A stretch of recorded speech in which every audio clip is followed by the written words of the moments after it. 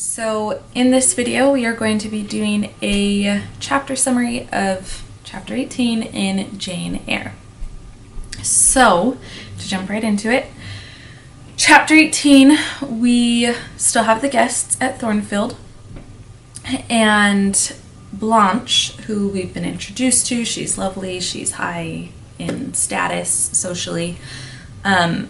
Blanche and Rochester, Jane observes them interacting more. The group plays a game of charades at one point, and Rochester and Blanche compete as a team. And Jane observes them, she's watching them. You know, we know she cares about Rochester, but almost in like a way of self-deprecation, she acknowledges to herself that like, yep, they are going to be married soon.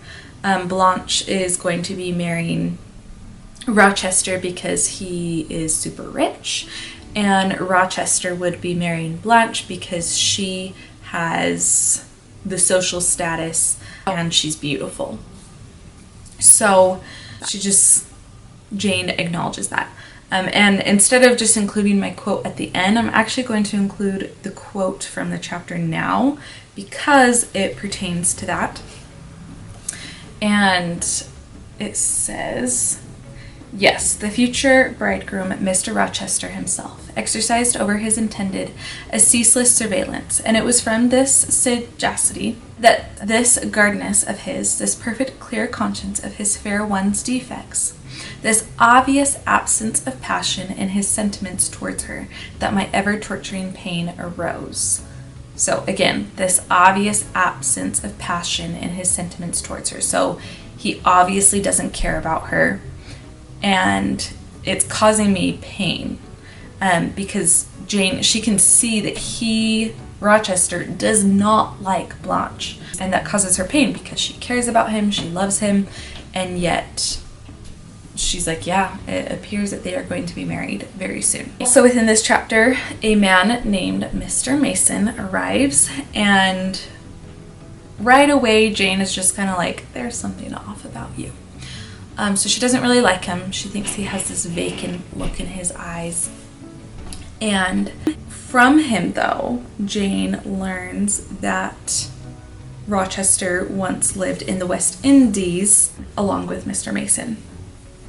And so he's there.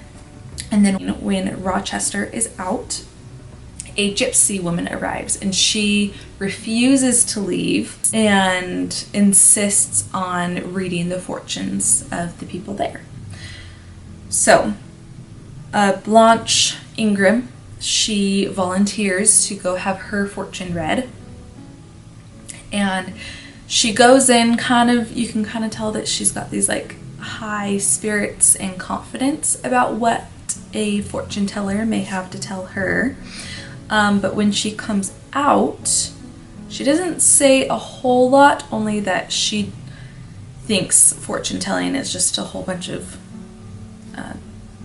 hogwash, essentially. She doesn't use that term. She says that, and Jane notices that Blanche seems very, very disappointed in what she was told. So that is chapter 18. There's the summary. I appreciate you coming and watching these videos and supporting my channel. Please make sure to take this step further and subscribe to the channel, like the video, share with other people you know who may be needing chapter summaries of Jane Eyre. I do these because not only was I once a student as well, needing to get a little support in books that I maybe hadn't read completely yet, but also I'm a teacher, and I know that having something like this can be a big support to students.